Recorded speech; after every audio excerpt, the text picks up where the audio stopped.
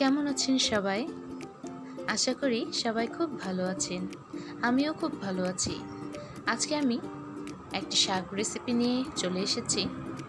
এটা হচ্ছে হেলেঞ্চা শাক। শাকটা খুব ভালোভাবে ধুয়ে কুচি করে কেটে নিব। এখন চলে যাব রান্নায়। একটি ফ্রাইং প্যানে সামান্য পরিমাণে তেল দিয়ে দিলাম। তেল গরম হয়ে এলে এখানে পেঁয়াজ মরিচ দিয়ে দেব।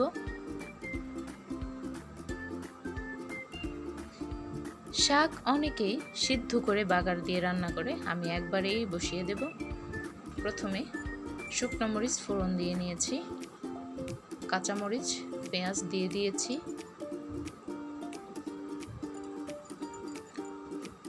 রসুন দিয়ে দিলাম। এখন একটু হালকা ভেজে শাক অ্যাড করে দেব। দিয়ে দিলাম পরিমাণ মতো লবণ।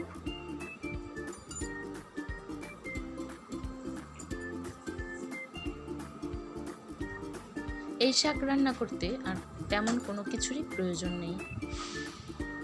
এই শাকটা অনেকে মাছ দিয়ে ঝোল রান্না করেও খায়। সম্ভব হলে সেই ভিডিওটিও আমি আপনাদের সঙ্গে শেয়ার করব। এখন শাকগুলো দিয়ে দিলাম।